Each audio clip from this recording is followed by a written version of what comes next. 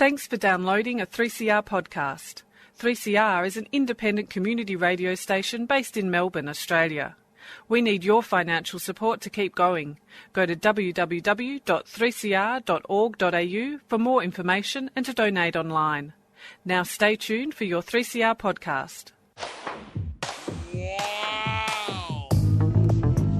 But you also had people that were very fine people on both sides. And the aliens with mind meld and give them the technology. They're bad aliens. So are you surprised the Nazis were influenced by demons? No, if demons are real, I would definitely think they'd be on the side of the Nazis. Yeah. McDonald's is connected to the Clintons. They chop up the bodies and put them into the sausage and hamburgers. People are being cannibalized. Look it up. And I'm watching CNN talk about this as violent white nationalist protests. We have done everything in our power to keep this peaceful, you know? It's Pepe's become kind of a symbol.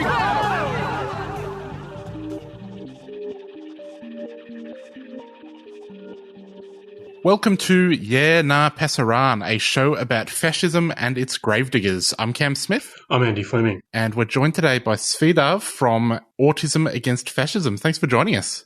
Yeah, absolutely. Thank you for having me on the program. You're a researcher and an activist looking at the issue of far-right infiltration of autistic spaces or, far-right recruitment of autistic people. Could you tell us a little bit about how you started looking at that and why? Yeah, so the issue of far-right recruitment in autistic spaces has been going on for basically as long as online autistic spaces have been around. I joined the autistic community in the 2010s, and that was around when the alternative right really started getting more into focus and more popular. So that really influenced where I was going with that because it was a problem that started to get really, really bad when I was entering these spaces and doing neurodiversity activism. And, it just interests me. One of my earlier interest was in the history of the eugenics movement, so it wasn't really hard to go from that to studying these kinds of people. And what sort of work does Autism Against Fascism do? So it's really in its beginning stages at the moment. Most of what I do on it is monitor key influencers who develop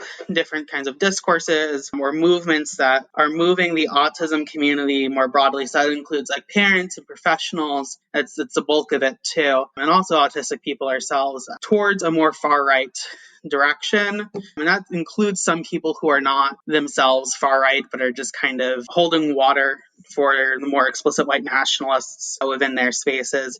Is most of what I do. It's mostly on Twitter, and we have a Facebook page called Autistic Right Wing Watch and a blog that explains the sorts of things that we're looking at. I have some other projects that I'm working on where I'm trying to develop materials for self-advocates, particularly autistic self-advocates, to identify these sorts of movements and individuals who might be trying to recruit from them. But that's still in its early stages of development. Why does the far right target autistic communities, and how does it go about intervening within them? So I think it's a bit of an organic process in that there's no concerted effort, as I can see from far right leaders, to specifically go and recruit autistic people. They, quite frankly, really hate that autistic people are in the far right. They think we're all, they'll use terms like Coomer weebs and everything like that. They believe that autistic people have bad optics for the far right because we're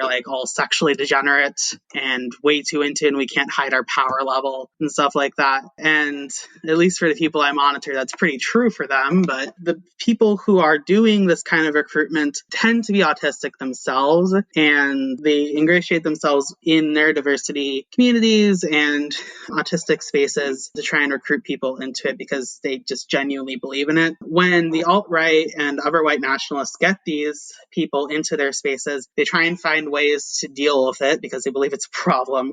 And they create this kind of hostile space towards them that says, you're only tolerable if you are doing something for us. So that could be, they have this notion of autistic people and autism as being really synonymous with obsession. So that's really useful for people who want to go dox someone, and alt-right finds that very useful. So that's sort of the dynamic there, if that makes sense. Is that sort of where the term weaponized autism comes in?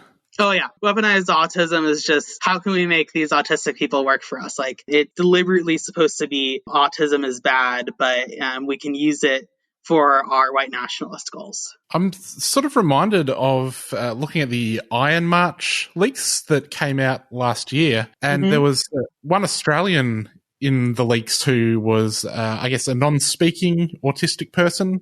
Really? But his reception by the Nazis was sort of quite hostile. He was, all in, but they didn't really want to have anything to do with him. Is that sort of representative of how this sometimes goes? Oh yeah, absolutely. And since he was non-speaking, he would have gotten a lot of hate from other autistic people who were speaking, who were able to speak too. We have in the autistic community this really big issue. It's been termed Aspie supremacy. So Aspie is a shortening of the term Asperger's, which is named after the Nazi psychiatrist Hans Asperger's, who himself kind of created a disability hierarchy where he separated out between useless eaters, would be the Nazi term, and little professors. He called them, so it's basically his version of weaponized autism. He literally thought that they would help the Nazis build super weapons in the future. So Aspie supremacy is just, there's a lot of different forms of it, but at the very least says that autistic people who can speak or who are considered high functioning or who are diagnosed with Asperger's instead of Connor's autism, that they're able to be part of society. In the alt-right, that would be part of the white race, but that people they consider low functioning are not. It also dovetails into racism. Usually, some people believe that autistic people are the next evolution of humanity or something like that.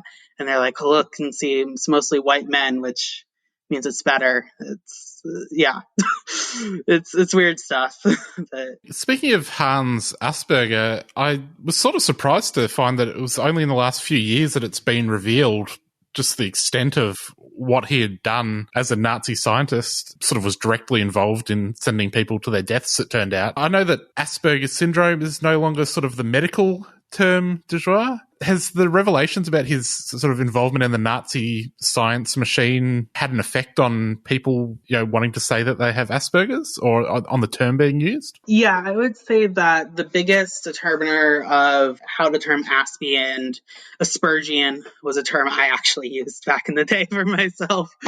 Those terms fell out of favor mainly because of the DSM change 7 years ago. I think people mostly use it as a talking point for why they're saying that people shouldn't identify as having Asperger's syndrome or as Aspie's, but it hasn't really, from what I can see, really changed that.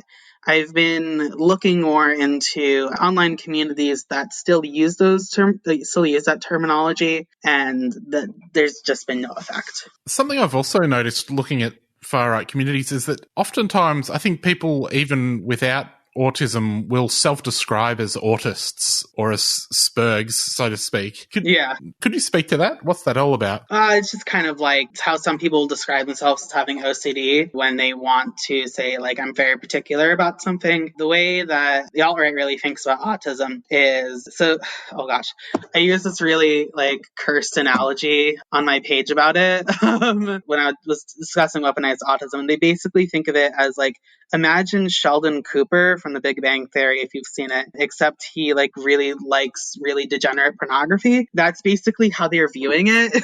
So it's synonymous with this kind of obsession, and it's synonymous with sexual degeneracy. And if they're calling themselves autists, or saying, that was autistic of them or something like that, really what they're trying to get at is that they're very particular about something, or they're just really angry about something, or they failed to conceal they were a Nazi. In media reportage on a number of recent cases where young men have undertaken violent action, attention is paid to their possible or alleged status as autistic, as though this would in some way explain or provide means to better understand their action. How do you understand and respond to this association that's made in media reportage in regards to these events? Yeah, so in short, it's bullshit. There's definitely autistic people who have committed really horrible atrocities. I think his name is Alec Minassian, the Toronto incel who killed a few dozen people with his truck in 2018. He's diagnosed with autism. He is an autistic person. He was very clearly recruited into incel ideology in a way that exploited his feelings of self-worth that developed because of ways in which he existed in society as an autistic person. But autism is not why he became an incel and developed that ideology and developed those plans, right? It's because he adhered to an ideology. I have a belief that autistic people, as well as other kinds of oppressed people who are really very often violently excluded from dominant society, in many ways, that they're more likely to go into what we call quote unquote extremist ideologies. So anything that is not liberal, basically. There's a lot of autistic communists, for example. There's a lot of autistic socialists and anarchists. In the same way, you have these illiberal ideologies on the far right that are recruiting from autistic people. And it's those ideologies which are driving people to do these sorts of things. Like an analogy I really like to use because it upsets bootlickers is you don't pathologize soldiers for the U.S. Army for being violent occupiers of places outside the U.S. and on military bases because they're in the service of empire, right? But it's the same goddamn thing. They believe that they are in this war. Well, they're literally in a war, but they're believing that they're in this war and they have to use violent methods to win it. It's the same thing when you see these incels and other white nationalists. They are adhering to this idea that they are in a war against women, often LGBTQ people, against the quote-unquote degenerates, people of color, and that's why they're taking these actions. It's not because there's some defect in their brain, as some psychiatrists are trying to make it out to be. And these ideas are really harmful too. It's something that is going to increase alienation of autistic people and autistic youth in particular. It's going to increase policing of autistic people, particularly autistic people of color, the people who are main targets of these far-right ideologues, right? Schools in particular, after the mass shooting in Connecticut by Adam Lanza, I was actually in school at the time, they got very much into this mode where they were going to attack and isolate autistic people because they viewed us as threats. And that sort of marginalization does lead to real feelings of marginalization. And far-right ideologues use those feelings of marginalization and say, no, it's not neoliberal policies, it's clown world, or something like that. These sorts of negative portrayals or misrepresentations find, it seems, a fairly receptive audience in the general public who may be thinking about autism in ways that are mistaken and incorrect. What do you think are the most important ways of educating the general public about issues to do with autism? Yeah, so it's something that I'm working on and trying to consider. It's difficult. So I've worked as a paraeducator, which I don't know if there's an equivalent term where you are, but basically it's like a teacher's assistant, except I've worked particularly to support students with disabilities in general education environments. And I've had these kinds of conversations with my colleagues. And I'm open about being autistic generally in schools. It's very difficult for them because when they hear about these sorts of issues of radicalization, or they recall back their ideas around autism, they immediately go towards a punitive approach. Officially, the district I work in uses restorative justice. It's bullshit. They just call it that. But they really go way in on, punitive measures. I do think that in general, education will happen just by autistic people coming out to many people and explaining that we're not like that. It'll come from organizations like the Autistic Self-Advocacy Network, which is US-based, explaining who we are. But it's really something I'm struggling with because these attitudes are so ingrained, and producing counter-narratives, including evidence-based counter-narratives, often just does not get listened to. I guess when you think about the public portrayal of autism, besides, what we were just talking about, you also have the portrayal within pop culture. You mentioned Sheldon Cooper from the Big Bang Theory before. Yeah. I guess there are other sort of similar examples, but I think probably something that they all have in common is that they center whiteness.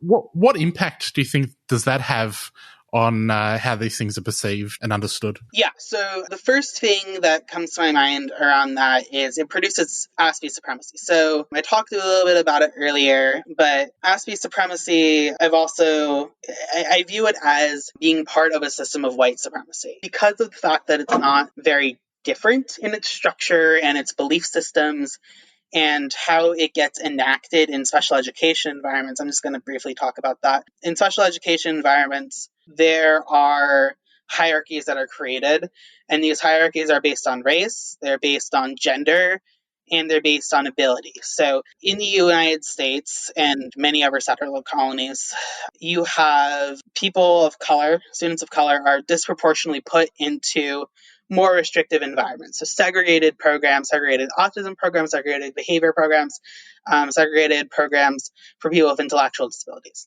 And in these programs, there's sometimes a continuum of services. So some people can be more mainstreamed, is what they call it, when you're allowed into a general education environment more so.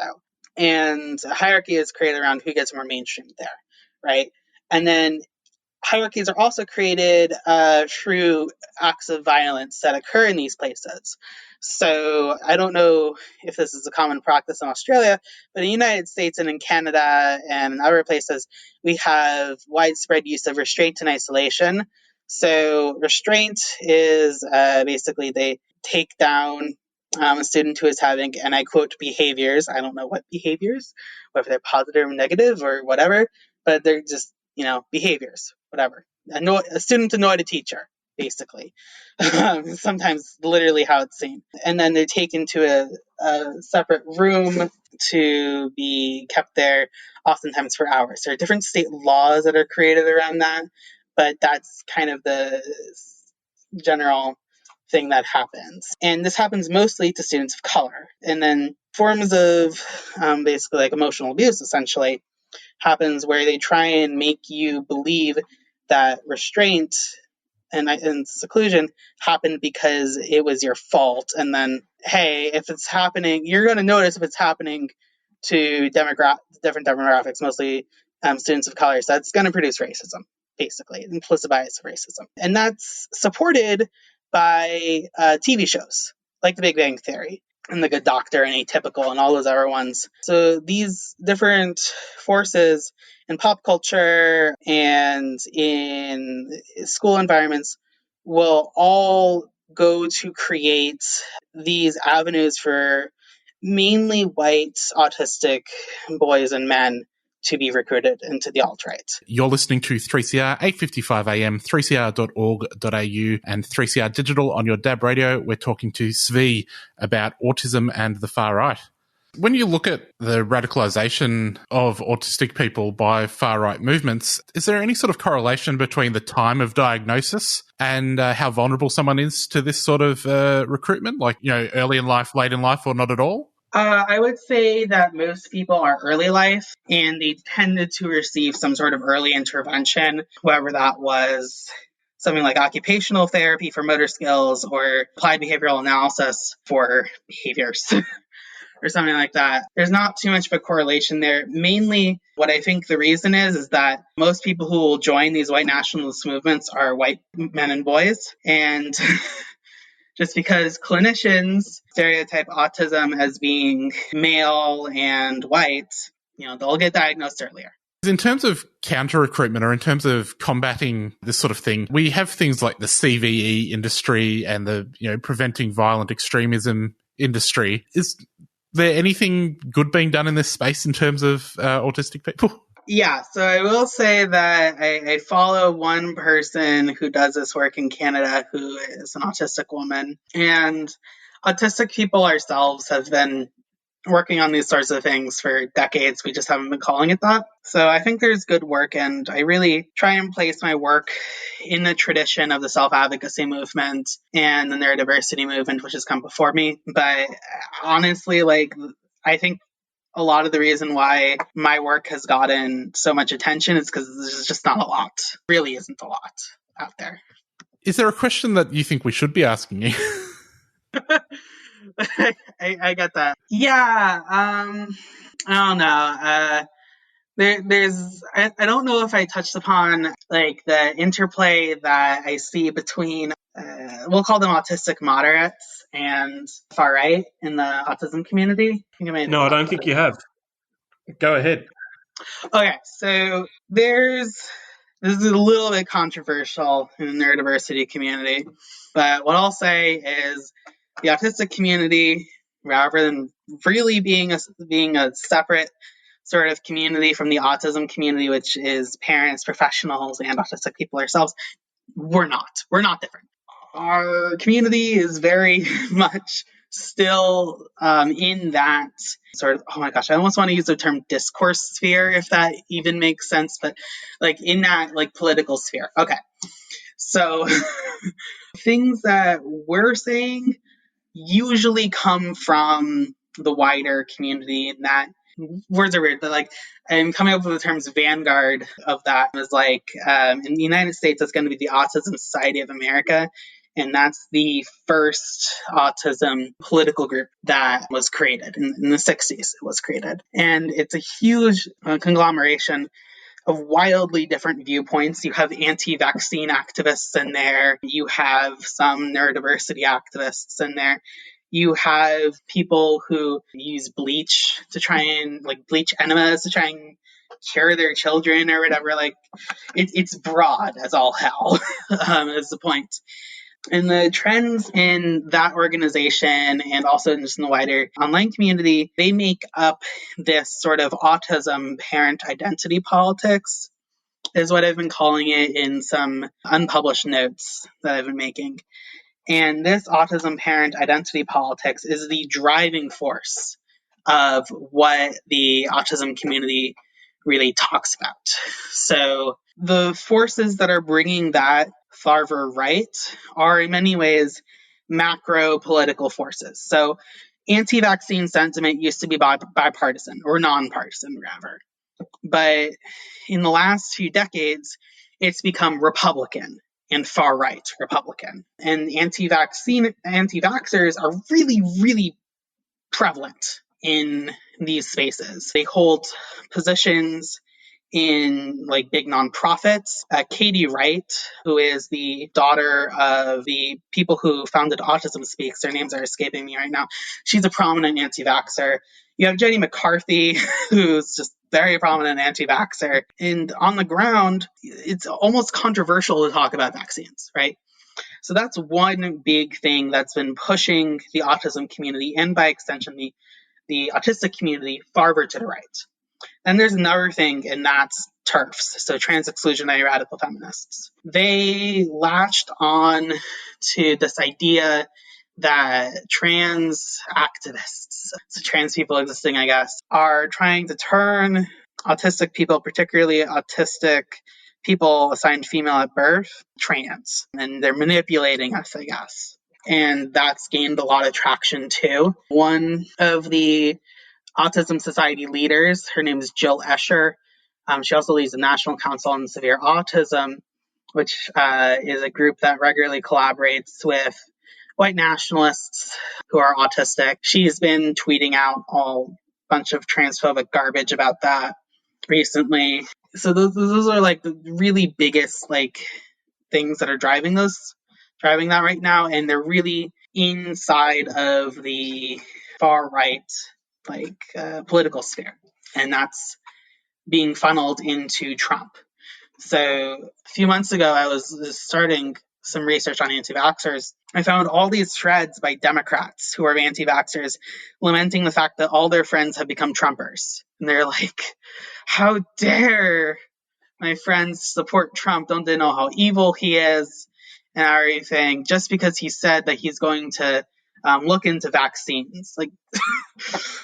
I don't know what to tell these people.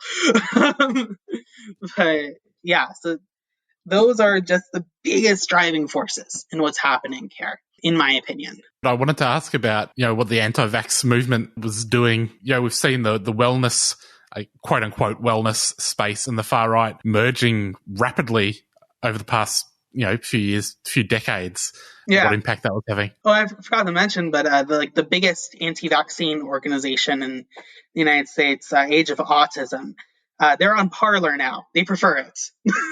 They're just really going way into the idea that they're part of the far right. The picture you're drawing is of a political process which is in many ways being driven from the top down, it seems, among the representative bodies that find themselves in alignment with a whole range of different political forces. I guess that to some extent your own project represents a form of grassroots resistance to those ideas and that movement. Yeah, I also should mention there's been a parallel process happening. And I think it's, in part, both processes are reactions to each other. So in the neurodiversity community, it used to be, and the disability community more broadly, I should actually say, it used to be that disability rights was bipartisan because everyone hated us. My joke for a while. But now, because the Republicans have really gone full force into hating disabled people, they've embraced white nationalism and eugenics in many ways, it's become partisan. So the disability rights movement and the neurodiversity movement have come into this the broad democratic coalition, I'll say. And that's going to be the very, very broad left, with not like disability nonprofits and social justice as like this overarching idea of progressivism and social justice. So it's coming into that fold. And then, of course, just as there's the far right, we also have social anarchists really embracing neurodiversity, and it's a good thing. I'm really happy about it. And it's kind of this weird parallel process that people are reacting to. Yeah. It also reminds me, I forgot one thing when I was mentioning all of that. So part of the autism parent identity politics right now, like one of the big driving forces of that is this idea that autism is becoming too broad of a category. So they're saying that, well, it's all well and good that Asperger's was added to the DSM, or that we have a broad definition of autism spectrum disorder, but we're leaving out people who I consider to be severe autistics. Oftentimes it's their children, who they've taken guardianship over, which is a full legal death, basically. They take away all the rights of a person, except for voting, although usually voting. Anyway, the neurodiversity movement will say, well, we support human rights for everyone. And then the autism parent identity politics of the severe autism crowd will say, well, human rights does not apply to my child. And for the autistic people, part of what's driving their identity politics is a very similar thing of thinking that autism is becoming too broad, and that's the inclusion of women, people of color, and LGBTQ people. They would prefer if it was just white men.